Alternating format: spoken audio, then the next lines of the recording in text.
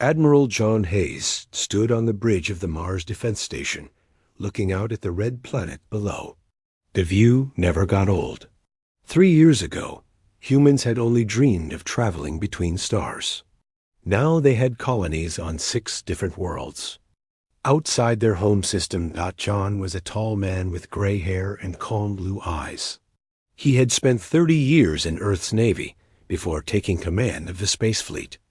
His job was simple: protect humanity's new colonies from any threat that might come from the dark. Spaces between stars. Dr. Lisa Morgan walked up to him holding a datapad. She was the station's chief science officer, a woman in her 40s with short brown hair and quick hands that moved when she talked. She looked worried. "Admiral, we're getting those strange signals again," she said. "They're stronger this time, much stronger." John took the datapad and looked at the numbers. For the past week, their long-range sensors had picked up unusual energy readings at the edge of human space. The signals didn't match anything they knew about. "How strong?" John asked. "Strong enough to power a city," Lisa said. "And they're moving toward us." Before John could respond, Lieutenant Kevin Murphy ran up to them. He was young, maybe 25, with red hair and freckles. He handled communications for the station. "Admiral, you need to see this," Kevin said, breathing hard. "We're getting a transmission from near Jupiter. It's not human." John felt his stomach drop. First contact with alien life had always been a possibility, but they had hoped for more time to prepare. He followed Kevin to the communication center. On the main screen was an image that made everyone in the room go quiet. The ship was massive, easily 10 times bigger than Earth's largest vessel. It was black and silver, with strange curves that hurt to look at for too long. Lights pulsed along its surface in patterns that seemed almost alive. "Play the message," John said. The screen changed to show a creature that looked somewhat like a tall, thin human, but with blue-gray skin and large black eyes.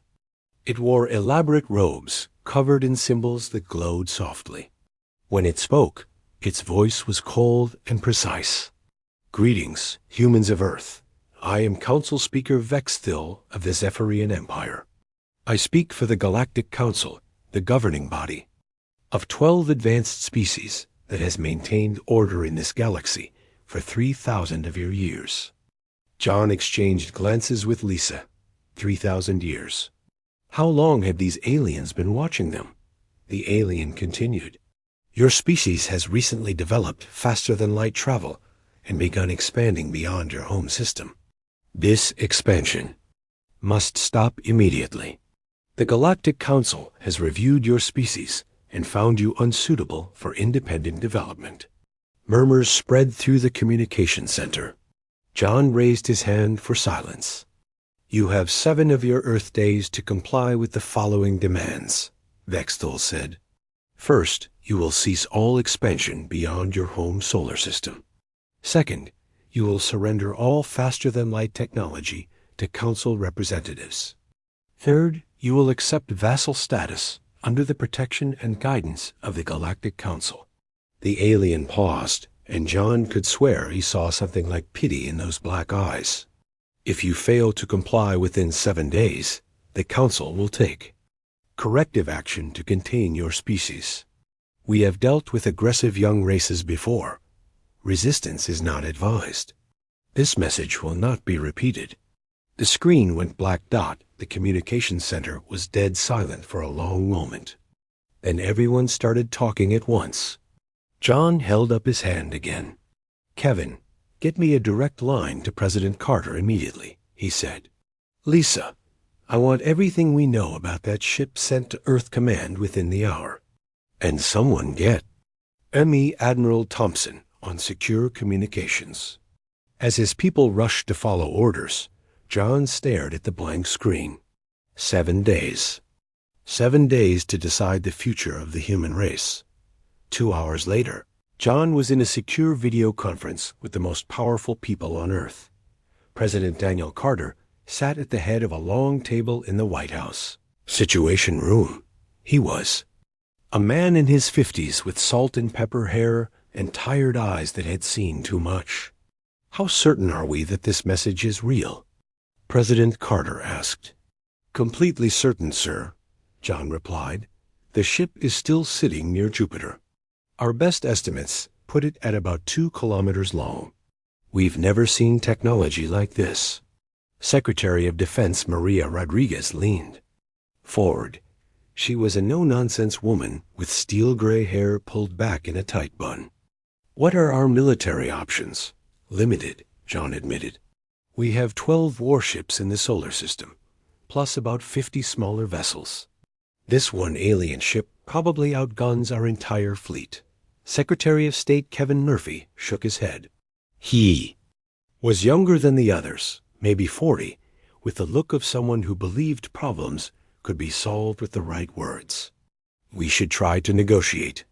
Maybe we can reach some kind of compromise. Compromise? The voice came from General Jack Phillips, who appeared on screen from the Colonial Marine headquarters on Luna. He was a big man with scarred hands and the bearing of someone who had spent his life in combat. They're demanding we give up our freedom and become their slaves. What's to compromise about? Now hold on, Secretary Murphy said. They called it protection. Maybe they genuinely want to help us. By taking away our ships and keeping us trapped in one solar system? General Phillips shot back. That's not protection. That's a cage. President Carter held up his hand. What do we know about this Galactic Council? Dr. Lisa Morgan's voice came through the speakers. She was back on Mars, analyzing the alien transmission. We've been going through their message word by word. They mentioned 12 species and 3,000 years of rule. If that's true, they have experience dealing with situations like this. Meaning? President Carter asked. Meaning we're probably not the first young species they've forced into submission, John said grimly. The debate went on for hours. Some wanted to negotiate. Others wanted to fight. A few suggested simply running, taking as many humans as possible and fleeing to distant stars. Finally, President Carter called for a break. John found himself alone in his quarters on the Mars station, staring out at the stars. Somewhere out there, alien fleets were probably already moving toward Earth. In 7 days, humanity would either bow down or face destruction. His door chimed. Come in, he said. Lisa entered, carrying 2 cups of coffee.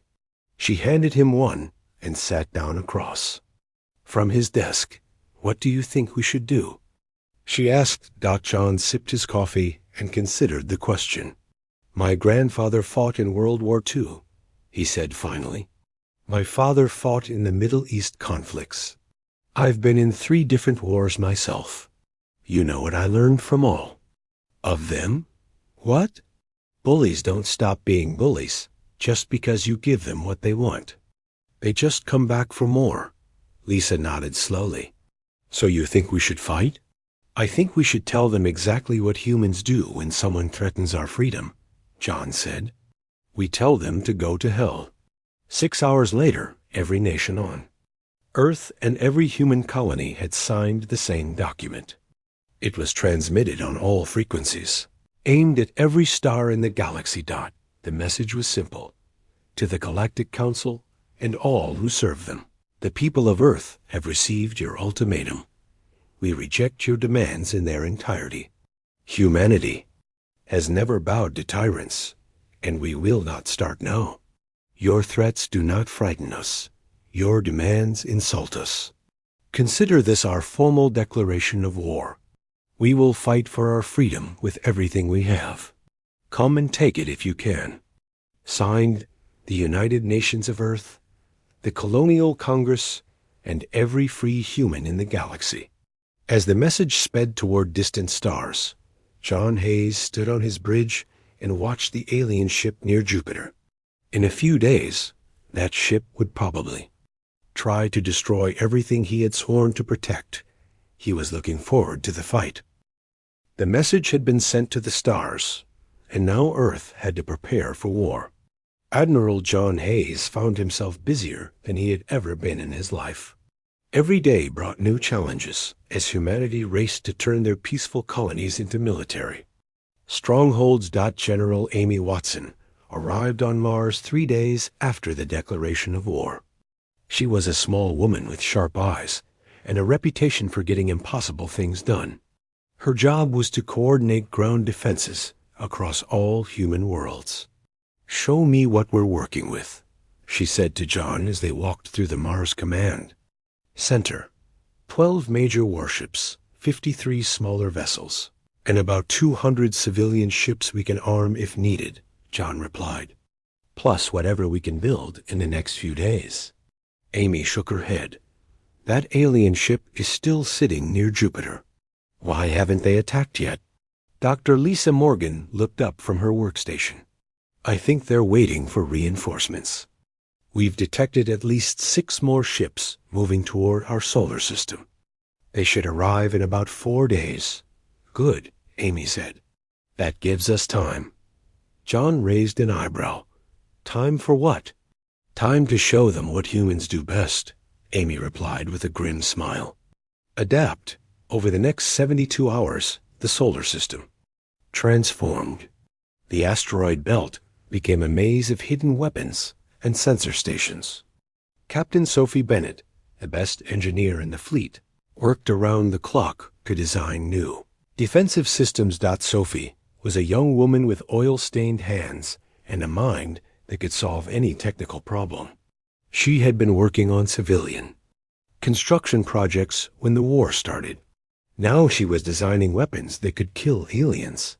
"The problem," she explained to John and Amy during a planning meeting, "is that we don't know what their ships can do." "But we know what ours can't do." "Meaning?" John asked. "Meaning we can't match them in a straight fight. So we don't fight straight." Sophie pulled up a holographic display of the solar system. "We use everything. Asteroids, gravity wells, solar, radiation, magnetic fields. We turn our entire system into a weapon." While Sophie worked on defenses, Dr. Lisa Morgan led a team of scientists in developing new weapons. Working with her were Dr. Ryan Clark, a physicist who specialized in energy, weapons, and Captain Nicole Peters, a former pilot who understood how weapons worked in real combat. "The aliens use some kind of exotic matter in their technology," Lisa explained during one of their daily briefings. "If we can disrupt that matter, their systems should fail." Ryan nodded enthusiastically. "I've been working on quantum disruptors. In theory, they should cause alien technology to tear itself apart at the atomic level." "In theory," Nicole said dryly. "What about in practice?" "Well," Ryan admitted, "we won't know until we test them on actual alien ships." On the far side of the moon, hidden shipyards worked day and night. Thousands of workers, many of them volunteers, assembled new warships using designs that had been theoretical just a week ago. The ships were smaller than the alien vessel near Jupiter, but they were fast and heavily armed. Captain Steve Rogers commanded the first of these new ships, the USS Liberty. Was sleek and gray, built for speed and maneuverability. Steve was a career naval officer with 20 years of experience, but he had never imagined commanding a ship designed to fight aliens. His pilot was Lieutenant Kelly Adams, a young woman who had set speed records in racing before joining the military. She had volunteered for the most dangerous job in the fleet, flying reconnaissance missions to spy on alien ships. "How close can you get without them detecting us?" Steve asked her during a mission briefing. "Close enough to count their weapons," Kelly replied confidently. "Maybe close enough to take pictures of what they had for breakfast." While the military prepared for battle, the colonies organized civilian defenses. On Mars, Governor Paul Mitchell coordinated the evacuation of non-essential personnel while preparing the planet's cities for siege warfare. "Every building is a fortress," he told the Colonial Assembly. Every street is a killing ground. If they want Mars, they'll have to pay for it in blood. Colonel Luke Anderson trained elite units for combat in the unique conditions of space and different planetary environments. His soldiers practiced fighting in zero gravity, in the low gravity of Mars, and in the crushing pressure of deep space suits. The aliens probably think they know how humans fight, he told his troops. They've probably studied our wars and our tactics, but they've never fought us in space. They've never fought us when we're defending our homes and our families. Major Alex Thompson ran intelligence operations from a secret facility buried deep under the lunar surface. His job was to intercept alien communications and figure out what they were planning. They're definitely waiting for more ships, he reported to John during a secure transmission. From what we can understand of their language, they call us the aggressive primitives and expect us to surrender after our first defeat. Primitives? John asked with amusement. Apparently, most species they've encountered were peaceful when they developed faster-than-light travel. They think war is something only primitive species do. John laughed. They're about to get an education. As the deadline approached, humanity's preparations intensified. Dr. Morgan's quantum disruptors were installed on every human ship. Sophie's defensive networks spread throughout the solar system. Steve Rogers led training exercises that pushed both ships and crews to their limits. On the 6th day, Kelly Adams returned from a reconnaissance mission with troubling news. They've got 7 ships now, she reported to Steve and John. The original 1 plus 6 others that arrived over the past few days. But that's not the worst part. What's the worst part? John asked. They're moving, Kelly said. All 7 ships. They'll reach Earth in about 18 hours. That night, John stood in the observation deck of the Mars station, looking out at the stars. Lisa joined him, as she had so many times over the past week. Are you scared? She asked. Terrified, John admitted. We're about to fight a war against aliens with technology thousands of years more advanced than ours. Any sane person would be terrified. But I keep thinking about something my grandfather told me when I was a kid. He said that courage isn't about not being afraid. It's about doing what needs to be done, even when you are afraid. And what needs to be done? John looked at her with a slight smile. We need to show these aliens that humanity doesn't kneel. Not to anyone. Not ever. The next morning, long-range sensors detected the alien fleet crossing into the outer solar system. 7 massive ships, each one capable of destroying a planet, were heading straight for Earth. President Carter appeared on screens throughout human space. His message was brief and to the point. Citizens of Earth and all human colonies, the aliens have made their choice. They have rejected peace and chosen war. In the next few hours, we will face the greatest challenge in human history. But we will not face it alone. Every human ship, every human soldier, every human citizen stands together. We are one species, one people, one family. And we will not be slaves. Admiral John Hayes took command of the human fleet from the bridge of the USS Defiance, the largest and most powerful ship humanity had ever built. Around him, 12 major warships and 50 smaller vessels prepared for battle. Alien fleet emerged from faster-than-light travel near Neptune. Immediately, human sensors began analyzing their formation and tactics. The aliens flew in a perfect geometric pattern, like they were performing a parade rather than approaching a battle. They're not even trying to hide, Steve Rogers reported. From the USS Liberty. It's like they think we can't hurt them. Maybe they're right, Kelly Adams said quietly over the comb. Maybe, John replied. But they're about to find out what happens when you threaten a species that's been fighting wars for 10,000 years. The first alien scout ships crossed into the asteroid belt and immediately triggered Sophie's defensive network. Hidden weapons platforms opened fire with quantum disruptors, and 3 scout ships simply vanished in flashes of exotic light. For a moment, the alien fleet stopped, moving. "I don't think they expected that," Lisa said with satisfaction. Then the real alien fleet began to accelerate toward Earth, and humanity's first interstellar war began in earnest.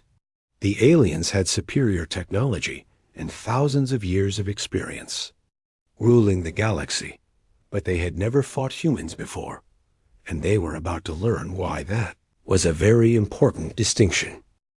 War Commander Zarketh stood on the bridge of his flagship, the Eternal Dominion, watching the primitive human solar system on his tactical display. He was a member of the Krillian species, tall and reptilian, with scales that shifted color-based. On his mood, right now, they were a confident gold. "The scouts report 3 vessels destroyed," his tactical officer reported. "The humans have some kind of energy weapon we haven't seen before." Zarketh dismissed this with a wave of his clawed hand. "Lucky shots. Primitives often have 1 or 2 clever tricks. We will adapt and crush them quickly." But even as he spoke, something nagged at him. In 3,000 years of enforcing council law, he had never lost ships to a species so young. Most civilizations surrendered immediately when they saw the council fleet. Those that fought usually managed to destroy 1 ship at most before being overwhelmed. These humans had destroyed 3 ships with their opening move. Admiral John Hayes watched the alien fleet's approach from the bridge of the USS Defiance. Around him, officers worked at their stations with calm efficiency. After a week of preparation, everyone knew their job.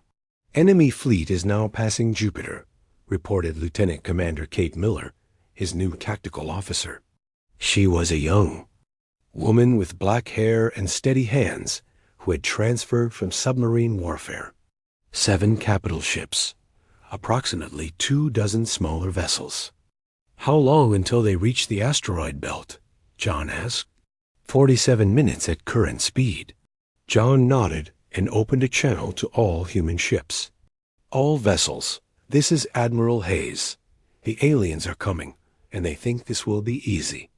They think humans are just another primitive species that will roll over and beg for mercy. Let's show them how wrong they are." Captain Steve Rogers acknowledged from the USS Liberty, where he waited in ambush among the asteroids. His ship was hidden behind a large rock, powered down to minimal levels to avoid detection. Beside him, Lieutenant Kelly Adams monitored alien communications. "They're talking about us like we're some kind of wild animals that need to be tamed," Kelly reported with disgust. "One of them just said they're looking forward to studying human specimens in their laboratories." Steve's jaw tightened. "Well, they're going to get a chance to study humans up close, just not the way they expect." The alien fleet entered the asteroid belt in perfect formation, their ships moving in geometric patterns that looked beautiful and terrifying at the same time. They had fought this kind of battle thousands of times against dozens of different species, but they had never fought humans. The first sign that something was wrong came when their sensors detected energy signatures throughout the asteroid field.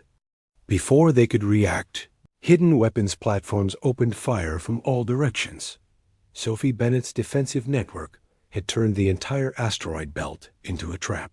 Quantum disruptors mounted on hidden platforms fired at the alien ships from dozens of angles simultaneously.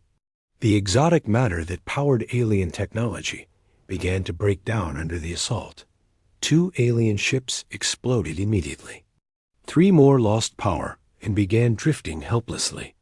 The remaining vessels scattered, their perfect formation destroyed. "Now," John commanded. The human fleet emerged from hiding throughout the solar system. Fast attack ships, led by Commander Phil Jackson's fighter squadrons, swung at the confused aliens. The USS Liberty and her sister ships attacked from behind, while the main fleet pressed forward from Earth. War Commander Zarketh watched in shock as his orderly invasion turned into chaos. His ships were powerful, but they were designed for open space battles against conventional enemies. These humans fought like pirates, using hit-and-run tactics and turning the battlefield itself into a weapon. "Impossible," he muttered as another of his ships lost power.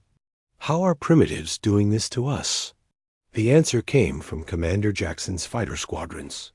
Phil was a former Air Force pilot who had volunteered for the most dangerous job in the fleet, leading small, fast ships against the massive alien vessels.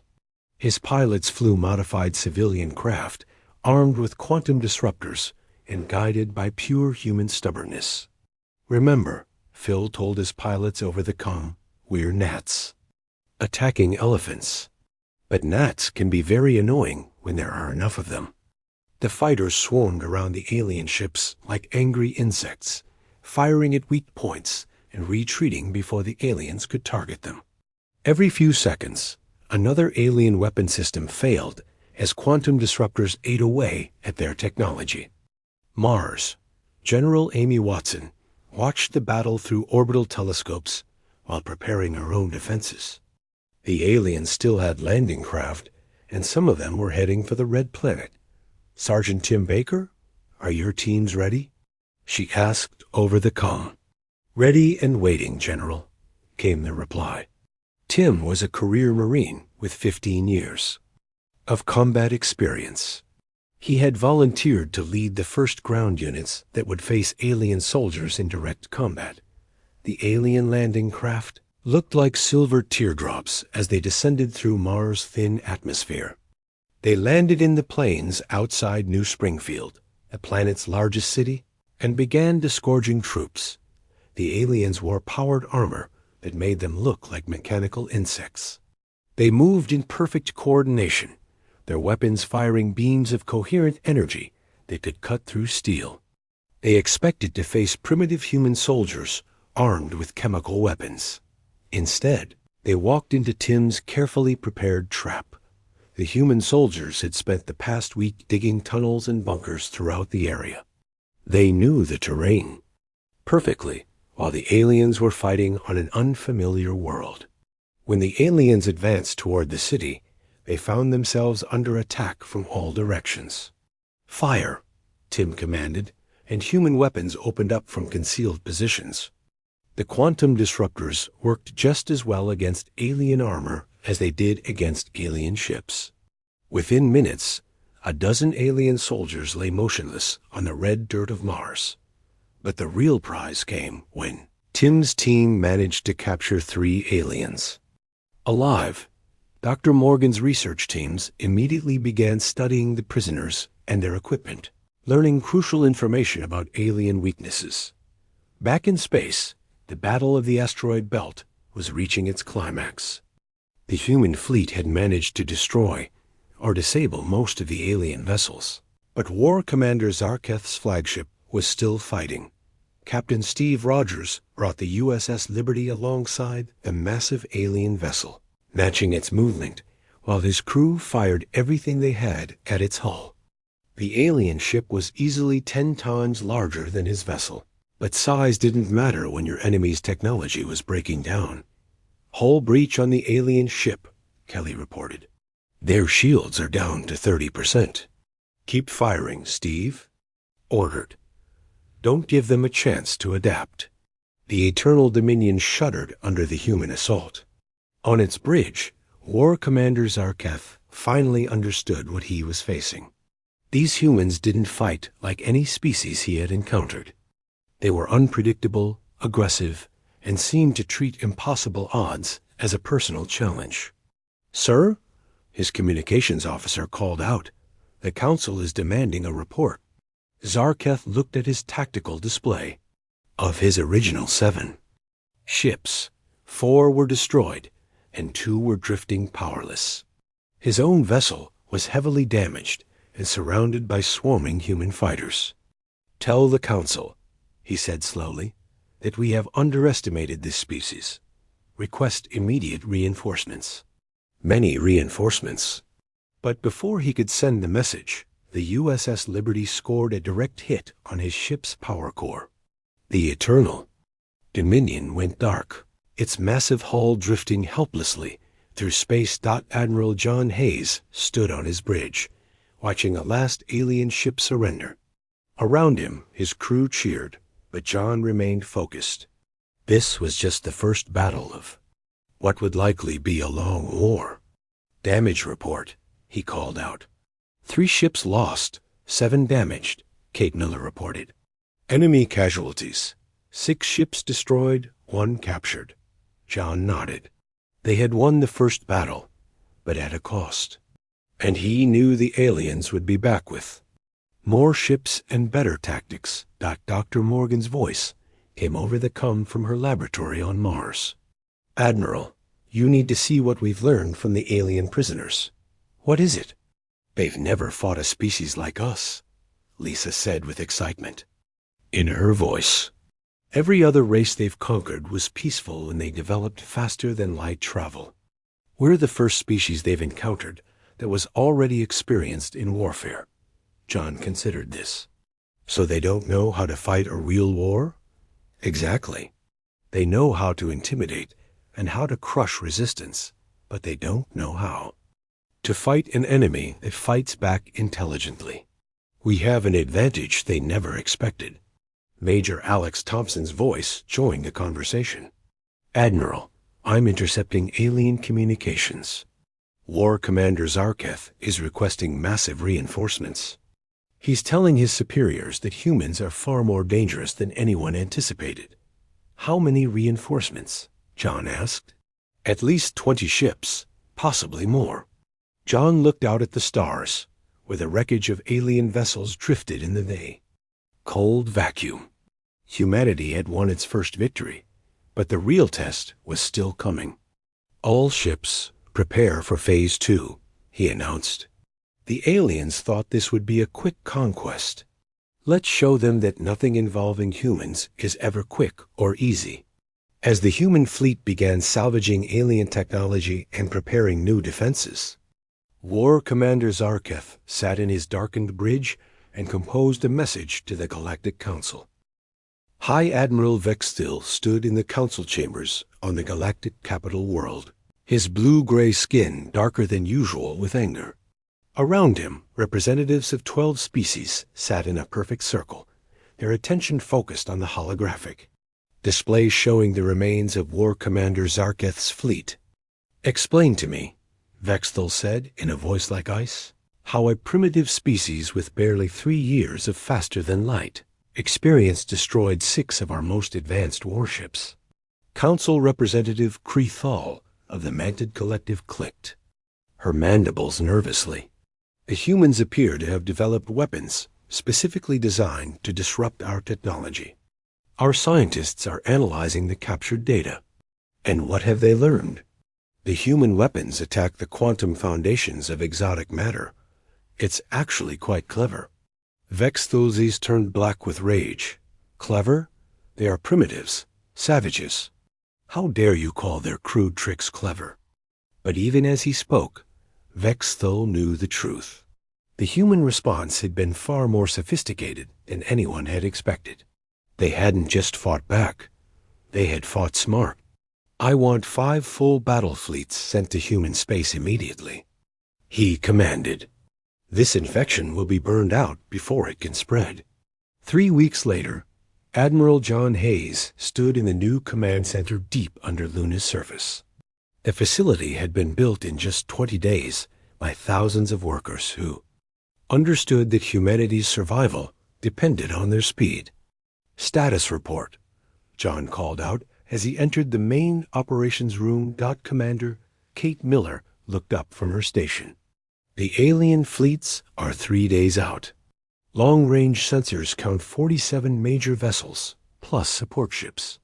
They're coming from 5 different directions." John studied the tactical display. The aliens had learned from their first defeat. Instead of one concentrated fleet, they were attacking from multiple angles simultaneously. It was a good strategy. Unfortunately for them, humanity had been busy too.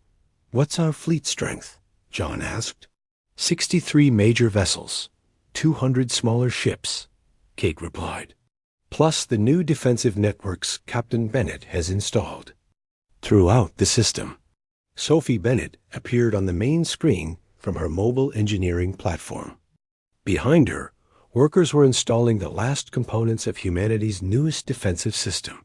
"Admiral, the quantum mine fields are active," she reported. "Any ship using exotic matter that enters the fields will trigger a cascade reaction. Should give the aliens something to think about."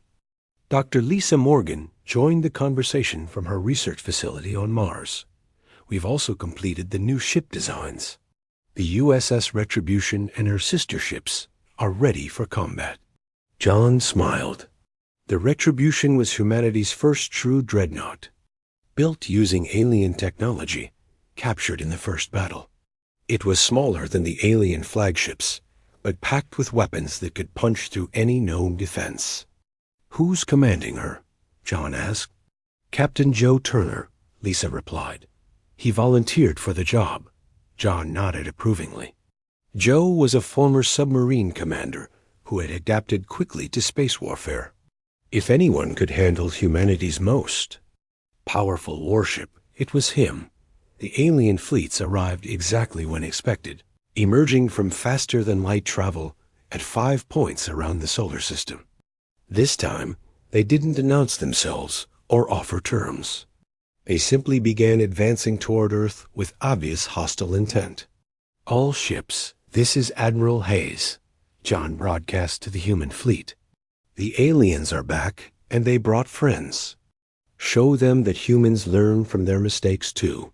The first surprise came when the alien fleets tried to enter the outer system. Sophie's quantum mine fields had been positioned along the most likely approach routes. When the alien ships triggered them, entire sections of space erupted in chain reactions that tore holes in the exotic matter, holding their vessels together. 8 alien ships were destroyed before they even knew they were under attack. War Commander Zarketh, now commanding one of the 5 fleets from a new flagship, watched the explosions with growing unease. How did they know our approach vectors? His tactical officer was a young Zephyrian named Veltar. The humans must have analyzed our previous tactics and predicted our strategy. "Impossible. We've been using these formations for 1,000 years. "Yes, sir, but the humans have been studying warfare for much longer than that." Captain Steve Rogers commanded a squadron of fast attack ships that had been waiting in ambush near Saturn. His promotion to Commodore had come with new responsibilities, but he still preferred to lead from the front. "All ships, execute Pattern 7. He commanded as his squadron emerged from behind Saturn's rings. Pattern 7 was one of dozens of new tactical formations, developed by human strategists over the past 3 weeks. It involved coordinated attacks from multiple directions while using gravitational fields and planetary debris as cover. The human ships swarmed around the second alien fleet like wolves attacking a herd of elk. They struck fast and hard, then disappeared before the aliens could respond effectively. Within an hour, the fleet had lost 12 ships and was in full retreat. Commander Phil Jackson led his fighter squadrons against the Third Fleet near Jupiter. His pilots had been practicing non-stop for 3 weeks, learning to use the gas giant's massive gravity well and radiation fields as weapons. "Remember," Phil told his pilots, "we're not trying to destroy them all. We're trying to make them afraid." Fighters dove into Jupiter's atmosphere, using the planet's storms to mask their approach. When they emerged, they struck at the alien ship's sensor arrays and communication systems before disappearing back into the swirling clouds. The aliens found themselves blind and deaf, unable to coordinate their attacks or even communicate with each other effectively. On Mars, General Amy Watson commanded the defense of humanity's colonies. The 4th alien fleet had bypassed the main battle and was heading straight for the Red Planet with obvious intent to land troops. "Let them come," Amy said grimly. "We have a few surprises waiting." The alien landing craft descended toward Mars. just as they had in the first battle. But this time, they found the planet's defenses had been completely rebuilt. Lieutenant Colonel Julia Roberts commanded the ground forces that met the alien landing. She was a combat engineer who had spent 3 weeks turning Mars into a fortress world. "Fire on my command," she told her troops as the alien landing craft touched down. The aliens emerged from their ships, expecting to face the same kind of resistance they had encountered before.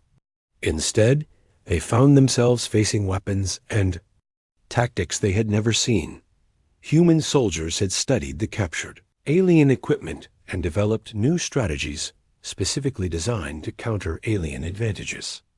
When the aliens advanced in their perfect formations, they walked into carefully prepared killing zones where their coordination became a liability rather than an asset. But the real turning point came when Major Alex Thompson's intelligence teams successfully intercepted alien military communications and broke their encryption codes. "Admiral, we're reading their mail," Alex reported excitedly to John. "All of it. We know their battle plans, their fleet positions, even their personal messages home." "What are they saying in those personal messages?" John asked. "They're scared," Alex replied. "They've never fought an enemy that adapted this quickly. Some of them are requesting transfers to other sectors." The information allowed human forces to anticipate alien moves before they happened. When the Fifth Alien Fleet tried to attack Earth directly, they found human ships waiting for them at every turn. Captain Joe Turner brought the USS Retribution into action for the first time during this battle. The massive dreadnought engaged 3 alien capital ships simultaneously, its quantum disruptors tearing through their hulls like paper. "This is for every human who died in their first attack," Joe said, as his ship's main guns reduced an alien flagship to scrap metal. The battle lasted for 18 hours. When it was over, the alien invasion force had been completely destroyed.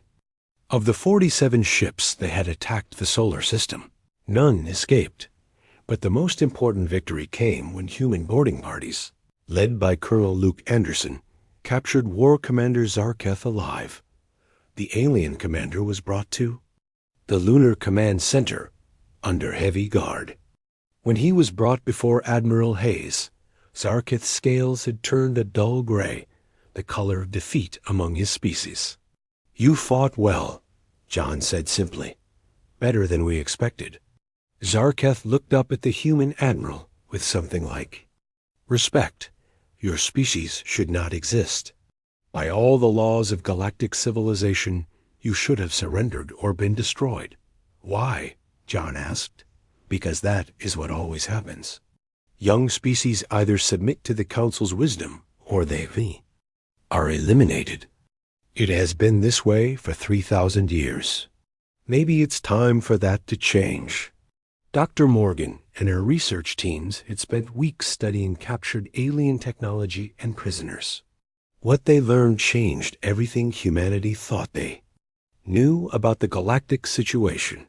"Admiral," Lisa reported during a secure briefing, "the Council isn't as united as they pretend. Several member species joined only because they were conquered. Others are having second thoughts about their policies." "What kind of second thoughts?" "The kind where they're secretly hoping someone will finally stand up to the Council's authority." Major Thompson had been monitoring galactic communications since the battle. The news of 6 months after humanity's declaration of war, Admiral John Hayes stood on the bridge of the USS Defiance as it emerged from faster-than-light travel near the Zephyrian home system.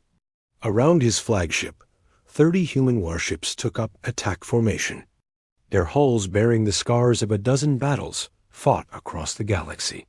"Target the military installations only," John commanded his fleet. "Avoid civilian areas." The Zephyrian system was heavily defended, but human intelligence had mapped every weapon platform and patrol route. More importantly, humanity was no longer fighting alone. "Admiral," reported Commander Kate Miller, "the Keltharian ships are in position. They're ready to begin their attack run." 3 weeks earlier, the Keltharian Federation had formally broken away from the Galactic Council and allied with humanity. They were the first, but not the last. The Council's iron grip on the galaxy was finally breaking after 3,000 years. Captain Joe Turner commanded the USS Retribution at the heart of the human formation. His dreadnought had become famous throughout the galaxy as the ship that had single-handedly destroyed an entire alien fleet. Now it led humanity's first offensive strike against a Council home world. All ships commence attack, John ordered. The human fleet swept through the Zephyrian defenses like a storm wind. Dr. Morgan's quantum disruptors had been improved over months of combat, and now they could disable alien technology from incredible distances.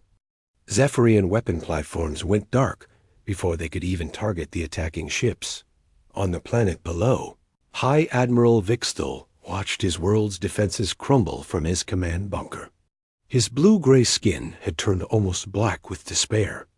As he realized the truth, humanity had not just won the war, they had revolutionized it. "Sir," his aide reported, "the humans are broadcasting a message." Admiral Hayes' face appeared on screens throughout the Zephyrian system. His voice was calm and professional as he delivered humanity's terms. "People of Zephyria, this is Admiral Hess of the Earth Defense Fleet. We have not come to conquer your world or harm your people. We have come to offer you a choice your leaders denied to us, the choice to be free." The message continued as human ships systematically dismantled the Zephyrian military without touching civilian areas. The Galactic Council told you that order could only exist through their control. We are here to prove them wrong. You can choose to join the new Galactic Federation as equals, or you can remain under Council rule. The choice is yours. Within hours, Zephyrian cities were in revolt.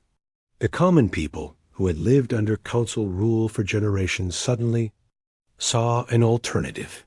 Human ships provided protection for peaceful demonstrators, while carefully avoiding any actions that might harm civilians. Similar scenes were playing out across the galaxy.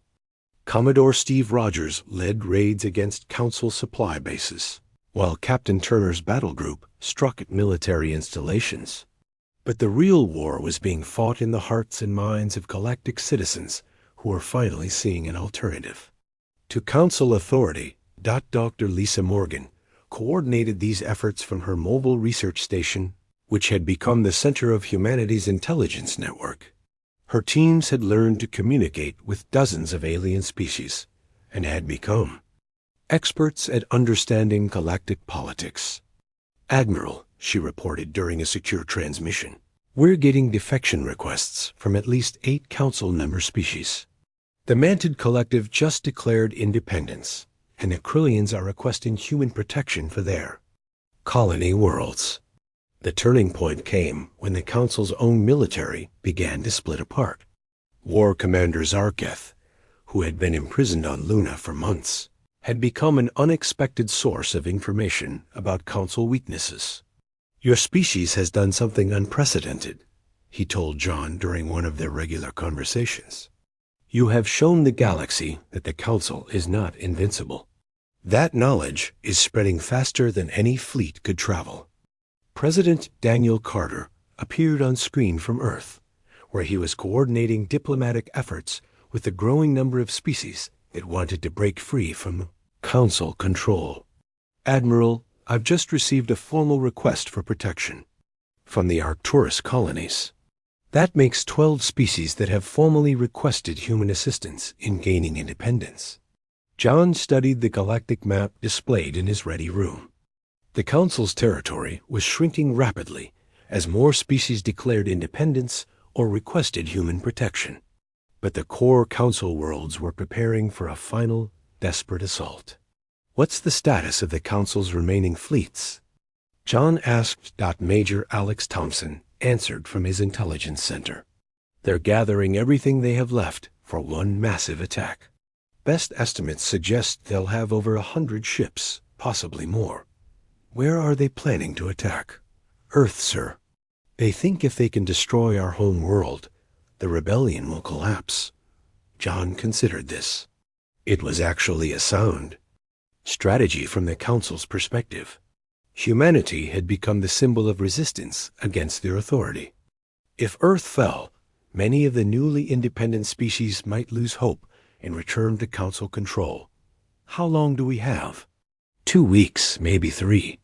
John opened a channel to all human commanders throughout the galaxy. All ships begin withdrawal to Earth immediately. The Council is planning one final attack on our home world. We're going to be ready for them. The next 2 weeks saw the largest mobilization in human history.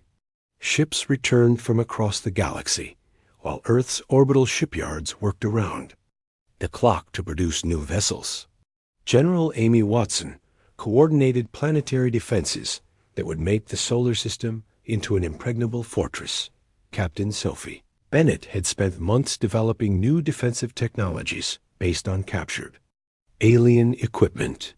Now her innovations would be tested against the largest invasion force in galactic history. Admiral, she reported from her engineering station, the planetary defense grid is online. Every major world in the system is protected by quantum disruption fields. Any Council ship that enters our space will find their technology failing faster than they can repair it. Dr. Morgan's research teams had made their own preparations.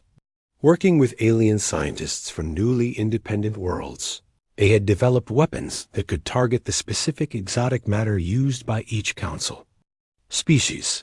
We know exactly what kind of ships they're bringing, Lisa told John, and we know how to kill each one. The Council fleet arrived exactly when predicted, emerging from faster-than-light travel in a massive formation that stretched across millions of kilometers. Leading them was a new flagship, twice the size of anything humanity had ever seen, commanded by High Admiral Vexthil himself. "This is High Admiral Vexthil to the human rebellion," came the transmission. "Surrender immediately, and your deaths will be quick. Continue to resist, and we will exterminate your entire species." Admiral Hayes replied from the bridge of the USS Defiance, which now served as the flagship of a combined fleet of human and allied vessels. "This is Admiral Hayes to all Council forces. You have one chance to surrender peacefully. Withdraw from human space immediately, or face the consequences of your actions." Vexthil's response was to order an immediate attack. The Battle of Earth lasted 3 days and became the largest space battle in galactic history. The Council brought overwhelming numbers, but humanity brought something they had never encountered before: a truly unified defense. Ships from a dozen species fought alongside human vessels, all of them united by a common desire for freedom.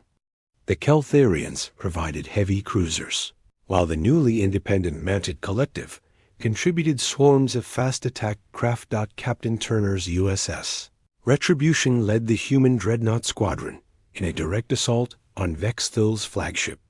The massive alien vessel fought with desperate fury, but it was outnumbered and outgunned by ships that had been specifically designed to counter its weapons. "This is for every species you enslaved," Turner said, as his quantum disruptors tore through. The alien flagship's hull dot. The end came when Vexthil's ship lost power and began to drift helplessly through space. Across the battlefield, other Council vessels surrendered or fled as their crews realized the war was over. High Admiral Vexthil was brought aboard the USS Defiance under guard. When he stood before Admiral Hayes, his black eyes held no anger. "Only a strange kind of peace. You have won," he said simply. "The old order is finished. What will happen to your people?" John asked. "That is up to them now. For the first time in 3,000 years, every species in the galaxy will have the right to choose their own future."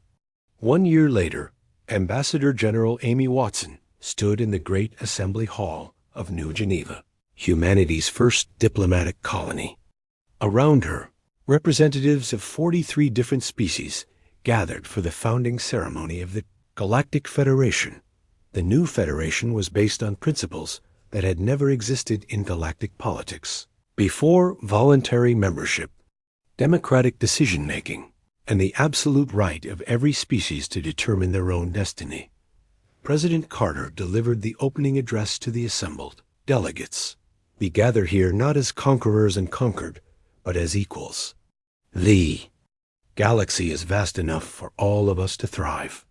Dr. Morgan had been appointed as the Federation's first chief science officer, coordinating research projects that benefited all member species. Her quantum disruptor technology was being shared freely with Enio.